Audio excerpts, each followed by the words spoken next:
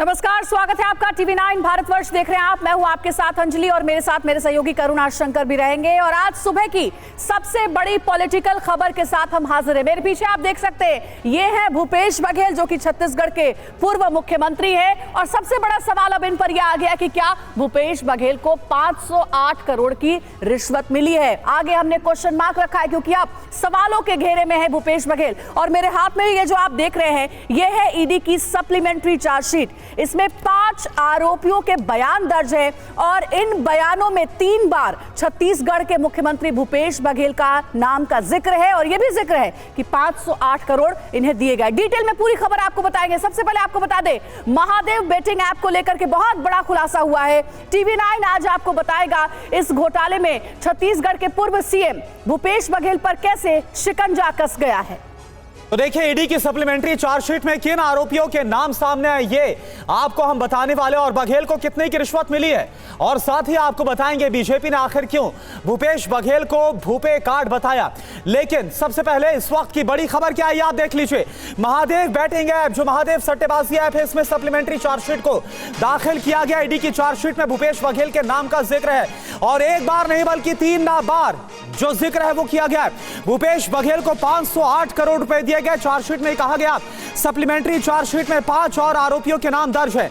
आरोपी असीम दास भूपेश बघेल को देने वाला था 5 करोड़ 39 लाख रुपए, जो कि उसके ठिकाने से बरामद भी हुए थे रेड में। तो ये देखिए चार्जशीट इस वक्त हम आपको दिखा रहे हैं, चार्जशीट की कॉपी, और इसमें छत्तीसगढ़ के पूर्व सीएम भूपेश बघेल के नाम का जिक्र किया गया 3 बार। ये नाम है जो कि सामने रखा गया है। और यह भी कहा गया है कि चुनाव के दौरान, दरअसल आरोप यह लगा कि चुनाव के दौरान भूपेश बघेल ने 508 करोड़ रुपए लिए जो प्रमोटर्स हैं महादेव सट्टेबाजी ऐप के, उनसे। तो ये पूरा रिश्वत का मामला जिसका आरोप छत्तीसगढ़ के पूर्व सीएम पर लगा है। और अब इस पूरे मामले पर मुश्किलें काफी ज्यादा बढ़ती हुई नजर आ रही। इसके अलावा और कुल मिलाकर 5 आरोपी कौन है जिनके नाम बकायदे इसमें चार्जशीट में है, वो भी आपको हम दिखा रहे हैं। वो नाम, वो तस्वीरें आपको दिखा रहे हैं।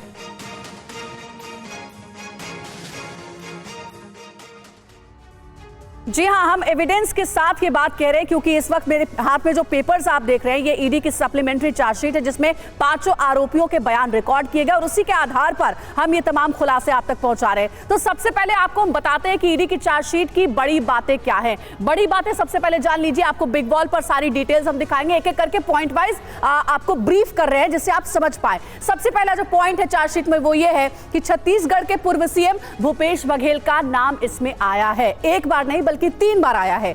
दूसरा पॉइंट है 87 पन्नों की सप्लीमेंट्री चार्जशीट में 3 बार भूपेश बघेल का नाम है। कैसे नाम आया है, क्या कहा गया, सब बताएंगे आपको। तीसरा पॉइंट है भूपेश बघेल को कुल 508 करोड़ रुपए दिए गए। ये कोई छोटी मोटी रकम नहीं है। और चौथा पॉइंट है सीएम भूपेश बघेल को और 5 करोड़ 39 लाख रुपए दिए जाने थे। इतना अमाउंट अभी बाकी था अगर स्टेटमेंट की माने तो। और पांचवा जो अहम पॉइंट है वो ये कि असीम दास को शुभम सोनी ने जिम्मेदारी दी थी। शुभम सोनी वो शख्स है जो कि महादेव बेटिंग ऐप में एक प्रोमिनेंट पोजीशन होल्ड करता है। एक और पॉइंट है, 3 नवंबर को असीम दास ने अपना स्टेटमेंट दिया था, अपना बयान दिया था और ये सारे खुलासे असीम दास ने किए हैं। एक और इंपॉर्टेंट पॉइंट है, 12 दिसंबर को असीम दास अपने बयान से पलट गया था। पहले उसने कुछ और बयान दिया, तो उसके बाद अपना स्टेटमेंट चेंज कर दिया। ईडी ने कहा कि 3 नवंबर को दिया असीम का जो बयान है वो सही है, क्योंकि असीम दास ने ही बात कही थी भूपेश बघेल को पैसे दिए जाने की। एक और अहम पॉइंट ये कि दुबई में सक्सेस पार्टी में कई बॉलीवुड सितारे भी शामिल हुए। हालांकि उन बॉलीवुड सितारों का नाम अभी एक्सपोज नहीं किया गया। और एक और इंपॉर्टेंट पॉइंट ये, महादेव ऐप के प्रमोटर्स ने आईफा को भी स्पॉन्सर किया। आप जानते हैं कि आईफा जो है वो बहुत बड़ा प्रोग्राम बॉलीवुड का होता है और आईफा को भी स्पॉन्सर करने की बात सामने आ रही है। और वो किसने स्पॉन्सर किया? महादेव बेटिंग ऐप की ओर से। तो ये 10 पॉइंट्स जिसके जरिए आप समझ सकते हैं कितने अहम खुलासे हैं और कैसे सवालों के घेरे में आ गए हैं भूपेश बघेल, छत्तीसगढ़ के पूर्व मुख्यमंत्री। 3 सहयोगी स्क्रीन पर आपको नजर आ रहे होंगे। हमारे साथ आमोद राय हैं, कुमार विक्रांत हैं और जितेंद्र शर्मा भी लाइव हमारे साथ जुड़े हुए। सबसे पहले जितेंद्र के पास हम चलेंगे और उससे पहले एक और इंपॉर्टेंट जानकारी आपको दे दे। बड़ी बातों के बाद अब आपको बताते हैं कि आखिर किस आधार पर ईडी की चार्जशीट में भूपेश बघेल का नाम आया है। यह जानना भी जरूरी है। भूपेश बघेल बहुत बड़े कांग्रेस के लीडर हैं, छत्तीसगढ़ के पूर्व मुख्यमंत्री भी रह चुके हैं। तो ये देखिए, गौर करिएगा, ये इधर आप देख रहे हैं, ये जो पॉइंट वाइज हम बता रहे हैं, ये रिकॉर्डेड स्टेटमेंट है जो कि आरोपियों ने दिए हैं, और दूसरी तरफ आप देखेंगे ट्रांसलेट किया हमने हिंदी में पॉइंट वाइज, ताकि आप समझ पाएं। सबसे पहले असीम दास अक्टूबर 2023 में शुभम सोनी उर्फ पिंटू भैया के कहने पर, ये जो लिखा हुआ स्टेटमेंट वही बता रहे हैं आपको, 2 बार दुबई गया और दुबई आने जाने रहने का सारा जो खर्च है वो शुभम सोनी ने दिया। उसके बाद का पॉइंट है, शुभम सोनी कोरोना के वक्त से ही दुबई में रह रहा है और महादेव बेटिंग ऐप के लिए बेटिंग का वो काम देखता है। ये बहुत ही इंपॉर्टेंट पोजीशन होल्ड करता है शुभम सोनी, और साथ ही फिलहाल शुभम सोनी सौरभ चंद्राकर और रवि उप्पल के साथ टॉप मैनेजमेंट में शामिल है। ये जो 2 नाम आप देख रहे हैं, रवि उप्पल और सौरभ चंद्राकर का, आपको याद होगा दुबई में इन्हें पूछताछ के लिए पकड़ा गया था।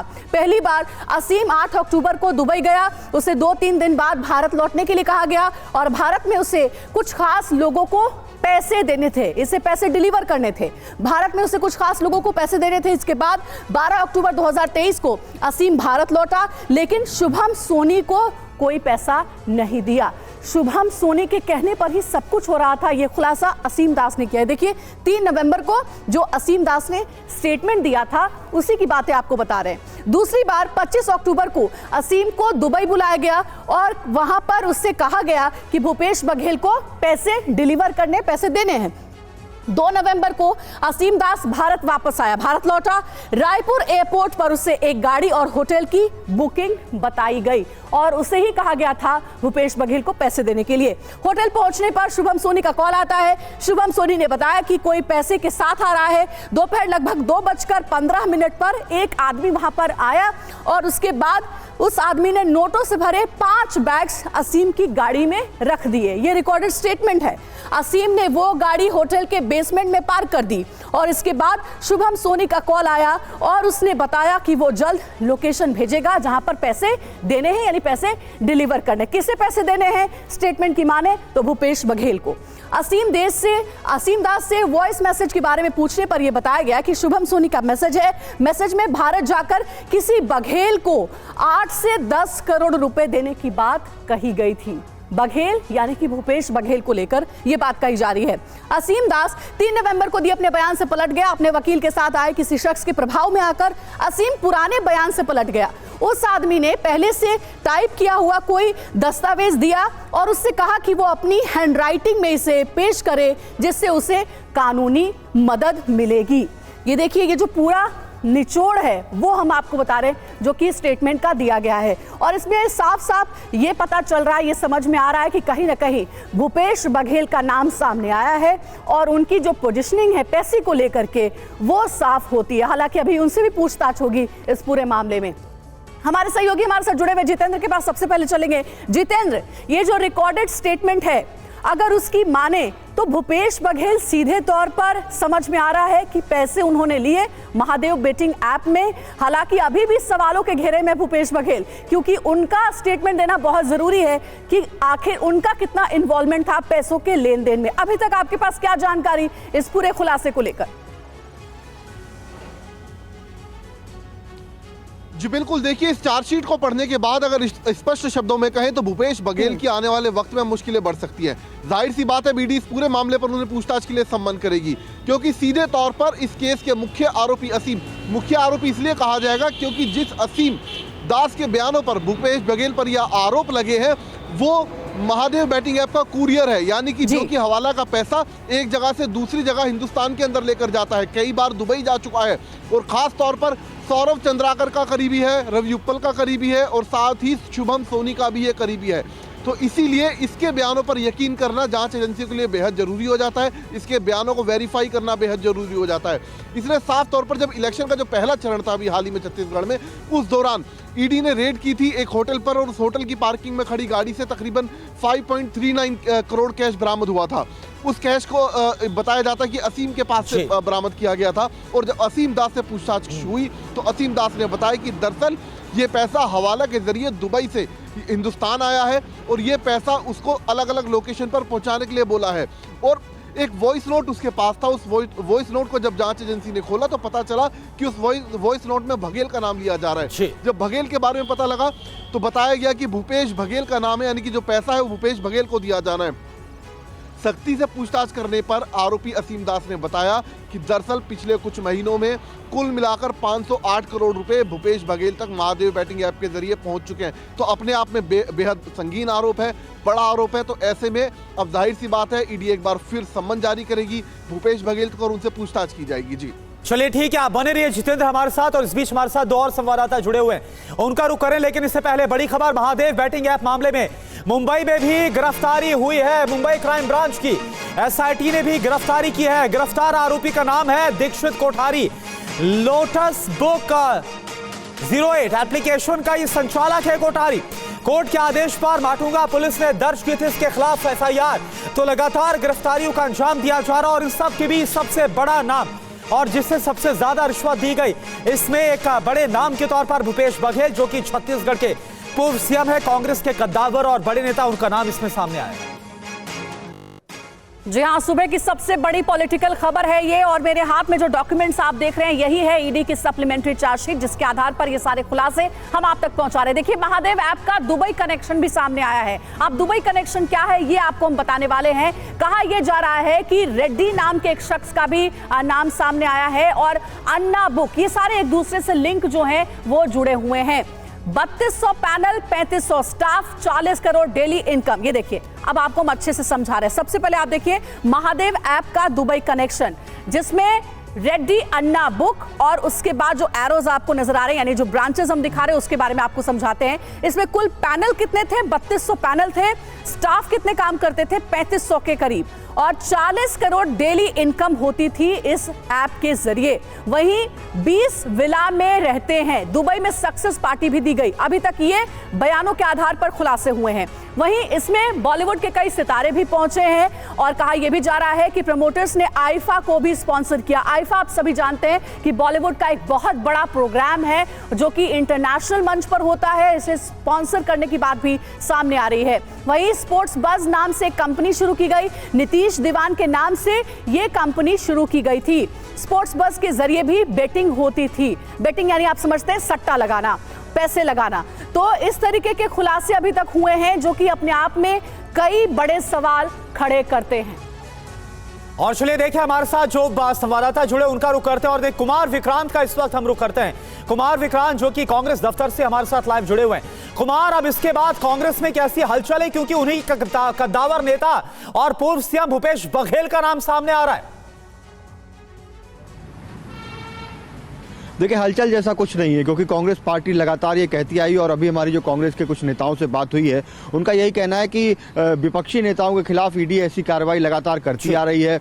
चाहे जब वो सत्ता पक्ष की ओर चले जाते हैं तो उनको राहत मिल जाती है, चाहे छगन भुजबल हो, चाहे अजीत पवार हो, तो ऐसी ईडी बदले की भावना से कार्रवाई कर रही है। और ईडी ही बीजेपी है, बीजेपी ही ईडी है, ये कांग्रेस के नेता बार बार कह रहे हैं। दोपहर 12 बजे मल्लिकार्जुन खड़गे, जयराम रमेश और केसी वेणुगोपाल मीडिया से मुखातिब होंगे, कांग्रेस के अध्यक्ष के जो खड़गे हैं, और उस वक्त भी उनसे हम ये सवाल करेंगे। लेकिन जो बताया यही जा रहा है कि वो ये कहने वाले हैं कि भूपेश बघेल के मामले में पहले भी गवाही हुई और बाद में वो गवाह पलट गया अदालत में। तो ऐसे में इन बातों का कोई बहुत ज्यादा लेना देना नहीं है। चुनाव के पहले ये सारी बातें सिर्फ और सिर्फ राजनीतिक हैं, और जो सत्ता पक्ष के जो खिलाफ है उनके खिलाफ की जा रही है। अहम बात यह है कि भूपेश बघेल को छत्तीसगढ़ में चुनाव हारने के बाद कांग्रेस की जो राष्ट्रीय अलायंस कमेटी है उसका सदस्य बनाया गया है, जो बाकी दलों से इंडिया ब्लॉक में कांग्रेस की तरफ से गठबंधन के लिए बातचीत कर रही है। ठीक है, तो भूपेश बघेल के इन आरोपों पर कांग्रेस पार्टी का ये कहना है कि ये महज सरकार की एक साजिश है। लौटेंगे आपके पास विक्रांत। एक और बड़ी खबर है, भूपेश बघेल का नाम आने पर बीजेपी हमलावर हो गई है।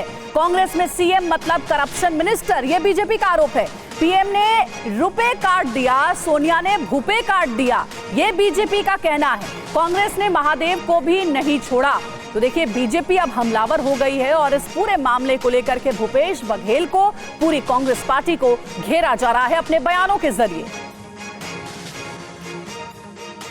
बहुत बड़ी खबर है। देखिए, बीजेपी कहती है कि जहां पीएम मोदी ने रुपए काट दिया, तो वहीं कांग्रेस सोनिया गांधी ने भूपे काट दिया है। कांग्रेस ने महादेव को भी नहीं छोड़ा। महादेव बेटिंग ऐप मामले में भूपेश बघेल छत्तीसगढ़ के पूर्व मुख्यमंत्री का नाम सामने आने पर अब बीजेपी हमलावर हो गई है। हमारे साथ हमारे सहयोगी आमोद राय भी जुड़े हुए। आमोद, जाहिर है ये मामला इतना बड़ा है जिसे लेकर के अब जो कांग्रेस पार्टी है वो सवालों के घेरे में। लौटेंगे आपके पास आमोद, लेकिन इससे पहले बीजेपी के नेता शहजाद पूनावाला ने क्या कहा है इस पूरे मामले को लेकर, बयान आपको सुनवाते हैं सबसे पहले। For Congress party, CM never meant chief minister, it only meant corruption minister. Prime Minister Modi gave Rupee card and Congress gave Bhupe card. And this Bhupe card was paid over 500 crore rupees in bribes. Because for Congress party, Chhattisgarh was only an ATM and they were looting with both hands. 500 crore rupees bribes have been paid to Bhupesh Baghel has been established and the proof has come out. We have seen how during the election this money was being sent to Bhupesh Baghel. It was caught red-handed. The person who was caught has also spoken of how this money was being paid to the close aides of Bhupesh Baghel. Now Congress party should tell us that will they continue to defend the corruption? तो शहजाद पूनावाला को आपने सुना। चलेंगे अपने सहयोगी आमोद राय के पास। आमोद, भले ही Congress party ये कह रही हो इस पूरे मामले को लेकर भूपेश बघेल का नाम सामने आने के बाद कि ये सरकार की साजिश है, लेकिन कांग्रेस पार्टी के लिए ये सिचुएशन बहुत अनकंफर्टेबल हो गई है, क्योंकि जो आरोपी है उसने 3 बार नाम लिया है और ये बताया है कि 508 करोड़ रुपए महादेव बेटिंग ऐप से भूपेश बघेल ने लिए, जिसका इस्तेमाल चुनाव में किया गया।